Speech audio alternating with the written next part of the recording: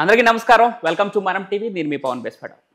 మనతో పాటు సామాజిక రాజకీయ విశ్లేషకులు రవీంద్ర బాబు గారు ఉన్నారు. ఆయనతో మాట్లాడే ప్రయత్నం చేద్దాం. సార్ నమస్కారం. నమస్తే. తెలుగు రాష్ట్రాల్లో ఇంకా ఎన్ని రోజులు కొనసాగుతుందో తెలియదు ఈ వ్యవహారం. ఇప్పుడు ఆత్మార్పణ దాకే వెళ్ళింది అఘోరి అంశం. అంటే వాళ్ళపైనే ఫోకస్ చేస్తే, వాళ్ళని టార్గెట్ చేస్తే మేము చనిపోవడానికైనా రెడీ, పెట్రోల్ కూడా సిద్ధంగా ఉంది మా కార్లో అంటూ అఘోరి చెప్పుకునేటువంటి శ్రీనివాస్ తనతో పాటు తీసుకెళ్ళినటువంటి శ్రీవర్షితో ఒక సెంటిమెంటల్ బ్లాక్మెయిల్ చేసే ప్రయోగం చేస్తున్నాడు. ఇక్కడ తెలుగు రాష్ట్రాల్లో తనపై నమోదైనటువంటి కేసులకు భయపడే మేము ఆత్మహత్య చేసుకుంటామని ఒక బ్లాక్మెయిలింగ్కి పాల్పడుతున్నాడు అనుకోవాలా, లేదంటే నిజంగానే వాళ్ళు ఒక జెన్యూన్ రిలేషన్షిప్లో ఉండి నిజంగానే జెన్యూన్ అఘోరి అయి ఉండి ఈ రకంగా తనని టార్గెట్ చేయడం వల్ల ఆత్మహత్య చేసుకోవాలనుకుంటున్నాడు. ఏంటి, ఎలా చూడాలి? రెండు తెలుగు రాష్ట్రాల్లో అఘోరంగా తయారైన అంశం ఈ అఘోరి అంశం. ఈ అఘోరిగా చెప్పబడుతున్న ఈమె నిజంగా అఘోరియా? అఘోరి అయితే ఇట్లా పెళ్లి చేసుకుంటారా? ఇదంతా చర్చనీయ అంశాలు. ఈ విషయం మనం మాట్లాడుకోవాల్సి వస్తే నాకు ఇప్పటికీ గుర్తు, తెలుగు రాష్ట్రాల్లో మొట్టమొదటిసారిగా అఘోరిని ఇంటర్వ్యూ చేసింది నేనే. ఓకే. నేను ఇంటర్వ్యూ చేసినప్పుడు first I want to understand from her ఏంటంటే అసలు ఎందుకు ఈ వేషం వేసుకున్నారు, అసలు అందులో ఏ విషంతో లేకపోతే ఏ లక్ష్యంతో ఈ వేషధారణ అని అడిగాను. సో అప్పట్లో ఆమె లేదా అతడు చెప్పింది ఏంటంటే సనాతన ధర్మ పరిరక్షణ కోసం ఈ అఘోరిగా కన్వర్ట్ అయ్యాను అని చెప్పారు. ఒకటి. రెండోది, నేను ఫస్ట్ ఇంటర్వ్యూ చేసినప్పుడు నా తర్వాత అన్ని ఛానల్స్ వాళ్ళు ఇంటర్వ్యూ చేసి ఈ యూట్యూబ్స్ దయ వల్ల ఆ అఘోరికి అత్యంత పేరు ప్రఖ్యాతులు వచ్చినాయి. ఆ విధంగా తీసుకెళ్లారు, గుడ్ ఆర్ బ్యాడ్. అయితే నా అబ్జర్వేషన్స్ ఏంటంటే ఈ అఘోరిగా చెప్పబడుతున్న అతడా లేకపోతే ఆమె అని అడిగితే నేను ఆమె అని చెప్పింది. అంటే ఆమె ట్రాన్స్జెండర్ ఆపరేషన్ చేయించుకుంది 2024 సెప్టెంబర్లో. దానికి 15 లక్షలు ఖర్చు పెట్టానని నాతో చెప్పింది. అది ఎవరిచ్చారు అంటే ఈమె పూజలు పునస్కారాలు చేయటం వల్ల ఈమె ద్వారా పూజల ద్వారా లబ్ధి పొందిన ఒక తమిళనాడు భక్తుడు ఆమెకు ఒక i20 కార్ ఇచ్చాడని, 2-3 ఐఫోన్స్ మెయింటైన్ చేస్తుంది. అంటే ఓవరాల్గా చెప్పవలసి వస్తే ఒక లగ్జరియస్ లైఫ్ అఘోరిగా చెప్పబడుతున్న ఆమె అనుభవిస్తూ ఉంది అనేది నాకు అర్థమైంది. రెండో అంశం, ఒంటి నిండా విభూతి పూసుకోవాలి కదా. నేను ఇంటర్వ్యూ చేసిన సందర్భంలో నేను గమనించింది ఏంటంటే టాల్కమ్ పౌడర్ పూసుకొని ఉంది. ఓకే. సో రెండోది, నేను అంటే అది సనాతన ధర్మం కోసం ట్రాన్స్జెండర్గా అదే లేడీగా కన్వర్ట్ చేయించుకొని సేవ చేస్తున్న అందరికీ ప్రచారం చేసింది. కానీ సబ్సిక్వెంట్గా జరిగిన పరిణామాలు మనం ఒకసారి చూస్తే ఈ సేవ ముసుగులో లేదా భక్తి ముసుగులో ఎంతమంది అమ్మాయిల్ని మాయ చేసి మభ్యపెట్టి లోబర్చుకొని వాళ్ళ అమ్మాయిల్ని ఏం చేస్తుంది ఈమె అనేది బిగ్ క్వశ్చన్. ఇప్పుడు తెలుగు రాష్ట్రాలకే కాదు అన్ని రాష్ట్రాల వాళ్ళు ఈ అఘోరి మీద కాన్సన్ట్రేషన్ చేసే పరిస్థితికి ఏర్పడింది. ఎందుకంటే మంగళగిరికి సంబంధించిన వర్షిణి అనే అమ్మాయిని ఈమె పెళ్లి చేసుకోవటం ఏంటి అసలు? ఫస్ట్ ఆఫ్ ఆల్ అఘోరీలు పెళ్లి చేసుకుంటారా? చేసుకోరు కదా. పెళ్లికి జీవనానికి దూరంగా అది డిఫరెంట్ లక్ష్యంతో అందులోకి తీసుకుంటారు కదా ఆ కమిట్మెంట్. మరి పెళ్లి చేసుకోవటం ఏంటి? రెండోది, ఈమె ఆల్రెడీ అమ్మాయిగా కన్వర్ట్ అయింది. మరి ఆ అమ్మాయి వర్షిణిని పెళ్లి చేసుకోవటం ఏంటి? మూడో అంశం, వర్షిణి వాళ్ళ ఇంట్లో ఈ అఘోరి ఒక 1 వీక్ స్టే చేసింది. మరి ఆ కుటుంబ సభ్యులు లేదా వర్షిణికి సంబంధించిన తల్లిదండ్రులు 1 వీక్ ఈ అఘోరిని ఎందుకు ఇంట్లో ఉంచారు?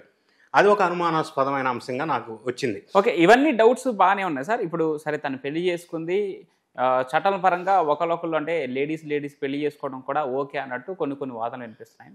ఈ నేపథ్యంలో సరే వాళ్ళు పెళ్లి చేసుకున్నారు, వాళ్ళ వ్యక్తిగత విషయం ఓకే.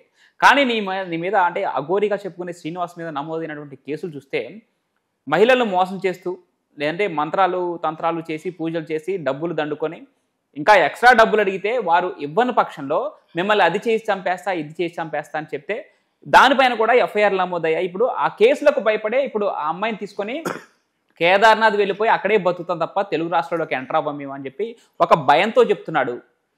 అదే టైంలో ఈ అమ్మాయిని కూడా బ్లాక్మెయిల్ అంటే సెంటిమెంటల్గా బ్లాక్మెయిల్ చేసే విధానం చేస్తున్నాడు. అంటే మీరు నిజంగా మమ్మల్ని ఇంకా టార్గెట్ చేస్తే మేము పెట్రోల్ పోసుకొని నిప్పండించుకొని చనిపోతామని చెప్తున్నాడు. ఆ అమ్మాయితో కూడా అదే చెప్పిస్తున్నాడు. నేనేమంటున్నానంటే అసలు అఘోరీలు పెళ్లి చేసుకోరు. ఫస్ట్ పాయింట్, భక్తి ముసుగులో మోసం చేస్తున్నారు ఇటువంటి వాళ్ళు అనేది నేను చెప్పదలుచుకున్న అంశం. ఓకే, ఒక భక్తి ముసుగులో జనాన్ని భయపెట్టా లేకపోతే ఎమోషనల్ క్రియేట్ చేసా వీళ్ళు అమ్మాయిలను తీసుకెళ్ళి, ఇక్కడ ప్రధానమైన అంశం ఏంటంటే ఇటువంటి వర్షిణి లాంటి అమ్మాయిల్ని ఈమె ఇంకా ఎంతమందిని మోసం చేసి తీసుకెళ్ళింది.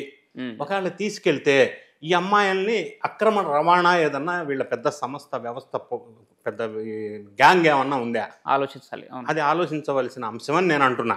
వర్షిణి అంశం అంటే ఇప్పుడు వెలుగులోకి వచ్చింది. దీని తర్వాత వెలుగులోకి వచ్చిన ఇంకొక అంశం ఏంటంటే ఈ శ్రీనివాస్గా చెప్పబడుతున్న ఈ అఘోరికి ఇంతకుముందు ఆల్రెడీ ఒక పెళ్లి అయిందని. సో ఆమె మళ్ళీ ఒక పంచాయతీకి తెరలేపింది. మూడో అంశం, ఈయన అఘోరిగా చెప్పబడుతున్న ఈమె పూజలు చేస్తానని చెప్పి ఒక అతని దగ్గర 10 లక్షలు దొబ్బేసింది. వాళ్ళు మళ్ళీ కేసు పెట్టారు. కేసు పెడితే వాళ్ళని ఈమె అఘోరి స్థాయిలో భయభ్రాంతులకు గురి చేసింది. అదొక కేసు రికార్డ్ అయింది.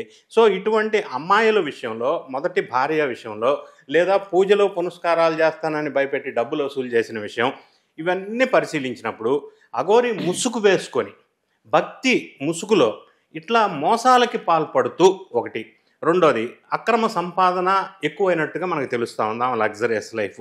మూడోది ఏంటంటే ఈ అమ్మాయిల్ని లేకపోతే డబ్బులు వసూలు చేసి ఈమె ఒక్కరే చేస్తున్నారా, ఈయన వెనక ఇంకేమన్నా పెద్ద గ్యాంగ్ ఏమన్నా ఉందా అనే విషయంలో మనం ఆలోచించాలి. ఇప్పుడు తెలంగాణ రాష్ట్రంలో కేసు రిజిస్టర్ అయింది, ఆంధ్రప్రదేశ్ రాష్ట్రంలో మళ్ళీ కేసులు ఉన్నాయి. తర్వాత మహిళా కమిషనర్ దగ్గర ఇంకొక కేసు రిజిస్టర్ అయింది ఈ అఘోరి మీద. సో ఈ కేసుల పరంపర ఎక్కువ అవుతున్న సందర్భం, ఈమె అఘోరి తెలంగాణ ప్రాంతంలో తిరిగినప్పుడు కూడా ప్రతి దేవాలయంలో కూడా దగ్గరికి వెళ్ళి రచ్చ క్రియేట్ చేసింది. సార్ ఇక్కడ ఇంకొక అంశం ఏంటంటే, నిన్ననే అఖిల భారత అఘోరి సంఘం నుంచి ఒక అఖాడ నుంచి ఒక ప్రకటన విడుదలైంది. అఘోరిగా చెప్పుకునే ఈ శ్రీనివాస్కి మాకు ఎలాంటి సంబంధం లేదు, ఆ శ్రీనివాస్ చేసే ప్రతి చర్యకి ఆ శ్రీనివాసే బాధ్యత వహించాలని చెప్పి ఒక ప్రకటన అఫీషియల్గా విడుదల చేయడం జరిగింది. అదే నేను అంటున్నా, ఈమె అసలు అఘోరి కాదనే అంశమే నేను మొదల నుంచి ప్రస్తావన చేసుకొస్తున్నా. ఎందుకంటే నేను కలిసి చూసి ఇంటర్వ్యూ చేశాను కాబట్టి నాకు అలా అవగాహన ఉంది. ఇది అఘోరి వేషం వేసుకొని లేదా భక్తి ముసుగులో జనాన్ని భయభ్రాంతులకు గురి చేయటం ఒకటి, రెండోది అక్రమంగా సంపాదించడం ఒకటి, మూడోది అమ్మాయిల్ని ఏదన్నా ఎత్తుకెళ్ళి వ్యాపారం ఏమన్నా చేస్తుందా, నాలుగోది అన్నిటికీ మించి ఏంటంటే ఈ అక్రమ సంపాదన కోసం ఇంకా ఏమేమి అరాచకాలు చేస్తుంది, దీని వెనక ఏమన్నా పెద్ద గ్యాంగ్ ఉందా, అసలు అఘోరీలు పెళ్లి చేసుకోవటం ఏంటి. మూడో అంశం అన్నిటికంటే ప్రధానంగా మనం పరిశీలించినట్టయితే ఈమెకి పబ్లిసిటీ పిచ్ ఎందుకు ఎక్కువైంది. పబ్లిసిటీ పిచ్ ఎక్కువ అవటం వల్ల అంటే ఎప్పటికీ న్యూస్లో కంటిన్యూస్ లైవ్లో న్యూస్లో ఉండి పేరు ప్రఖ్యాతులు సంపాదించుకొని జనాన్ని భయభ్రాంతులకు గురి చేసి ఏ దేవాలయానికి వెళ్తే ఆ దేవాలయం దగ్గర రచ్చ క్రియేట్ చేసిన సందర్భం మనం చూసాం. ఇది ఎంత పబ్లిసిటీ టెక్నికా, లేదా ఇట్లా భయపెట్టడం వల్ల అట్రాక్ట్ చేసి కొంతమందిని భక్తి ముసుగులో పూజలు పునస్కారాల పేరుతో ఏమన్నా భయపెడుతుందా, ఈ అక్రమ సంపాదన అంతా ఇలాంటి అసలు ఈమె ఒక్కటైనా వెనక గ్యాంగ్ ఉందా. మూడో అంశం, ఈమె నిజంగా అఘోరి అయితే ఈ విధంగా ఎవరు ఏ అఘోరీలు ప్రవర్తించరు, చేయరు. ఈ మనుషుల్లోకి వచ్చి ఈ విధంగా జీవించడం, ఇట్లాంటి కార్యక్రమాలు చేయటం అనేది ఎవరు అఘోరీలు చేయరు అనేది వాస్తవం.